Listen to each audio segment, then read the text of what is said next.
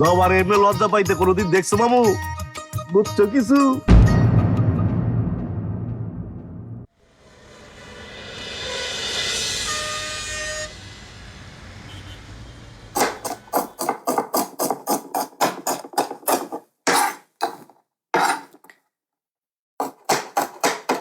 আমার অফিসে এত ঝামেলা, তার মধ্যে এসব আমাকে করতে হচ্ছে। বড় খালাকেও আনতে যেতে হবে। আমি তো একটা মানুষ নাকি? কেন এত অত্যাচার হবে আমার উপর? কেন রে? বড় খালা আসাতে তুই খুশি না? খুশি হব না কেন? এতদিন পরে আসছে। বড় খালা এলে তোকে বিয়ে দিয়ে দেবে, সেটাতেও খুশি? বিয়ে হলে কি লোকে খুশি হয় না? ওটা তো আনন্দের একটা বিষয়, তাই না? দেখ মিঠু, তোর বয়স যখন 12 বছর, তখন এই বাড়িতে আমি বউ হয়ে আসি। হ্যাঁ, আমার বয়সও তখন কম ছিল, কিন্তু কম বেশি ছোট ভাইয়ের মতো আমার হাতেই তুই বড় হয়েছিস। তোকে আমি খুব ভালো করে চিনি রে। তুই তোর কষ্ট ভিতরে চেপে রেখে হাসি মুখে ঘুরে বেড়াচ্ছিস। সেই হাসি তুই হাসবি ঠিকই, কিন্তু কোনোদিন সুখী হতে পারবি না।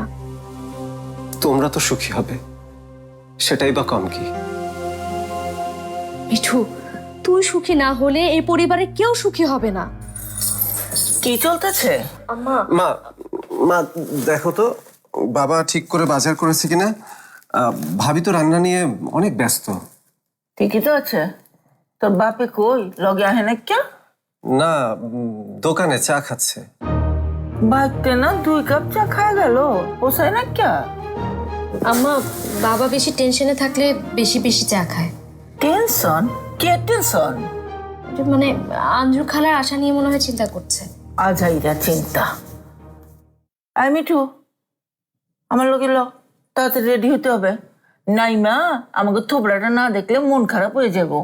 আয় আয় আয়।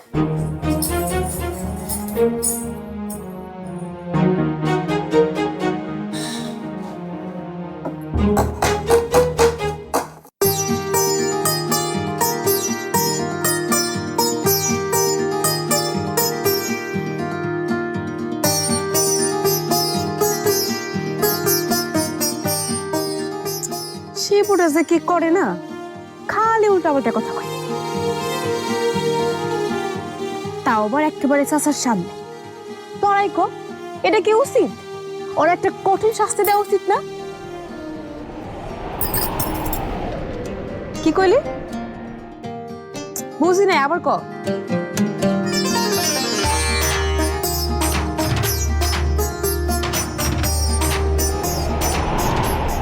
শাস্তি আমার